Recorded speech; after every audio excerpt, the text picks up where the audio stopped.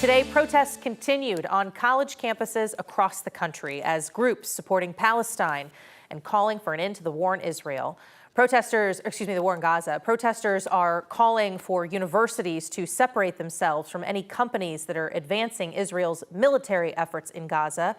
Along with protests, hundreds of arrests and efforts to shut down encampments over concerns of anti-Semitic activity.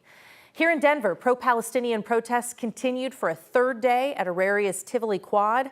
After about 40 people were arrested Friday afternoon, today, many returned for another day in the rain to gather and listen to speakers. There were no arrests made today, according to the campus, but protests prompted others who had plans on campus to cancel their own event, including a cancer fundraiser. Here's 9 News reporter Ria Jha. In 2016, Keith Steckmesser was diagnosed with pancreatic cancer. At the time, the survival rate was 9%. When you start thinking about things in life, when you think that, oh, I'm not going to see my daughters get married, I'm not going to see grandchildren, that's always affects you. But thankfully, Keith got to see both of those milestones. So that means I made the 90th percentile, never did the 90th percentile in academics. So this wasn't a bad time to do that. As a survivor, he is now dedicated to talking with patients going through that journey. Every year, he looks forward to the Pancreatic Cancer Action Network Purple Stride 5K. It's the one time in the year where the community gets together as a whole, and when you have 1,000+ people together, there are smaller gatherings throughout the year, but this is the main focus and the main event. It was scheduled for Saturday. We had over 1,000 participants coming out today. And had raised, I just checked, and we've raised $317,000. With the start and finish line planned for here on the Auraria campus. I've been a volunteer for the last 24 years because I lost my dad to pancreatic cancer. And I'm going to be honest, it was frustrating because, again, it's an opportunity to help raise awareness. The organization decided to cancel the day before the event due to protests at the same site.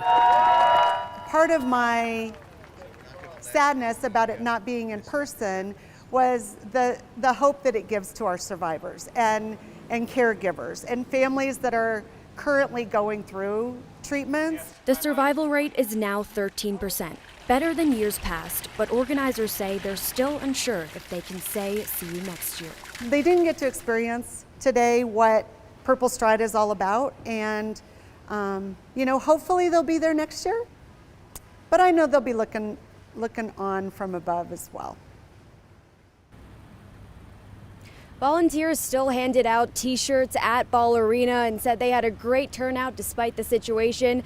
Even with the rain from yesterday and into today, there are still dozens of tents here. Protesters are still here. Auraria campus officials made a statement saying no additional arrests were made today, but they are still observing and assessing the situation as of right now. Reporting live in Denver, Ria Jha, 9 News. Ria, thank you. Police say a security guard shot someone accused of trespassing at an apartment complex in Denver overnight. This happened on the 400 block of South Cherokee Street, just south of I-25 in Alameda. Police say the security guard found the suspect in the apartment's gym. They got into some kind of altercation, and then the suspect allegedly grabbed the guard's taser and tried to use it on him. DPD says that's when the security guard shot that suspect. Police say that suspect should survive the injuries. He's now in custody and accused of second-degree assault. Police in Greenwood Village are investigating after a dead body was found near Cherry Creek High School. This happened around 5 o'clock this morning in the area of East Union Avenue, just east of South Yosemite.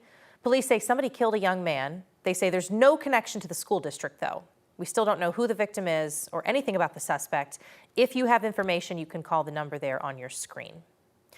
The post office in Bailey is temporarily closed this weekend after a car crashed into that building. Postal Service says this happened last night when a customer's car brakes malfunctioned and they crashed into the building. Nobody got hurt.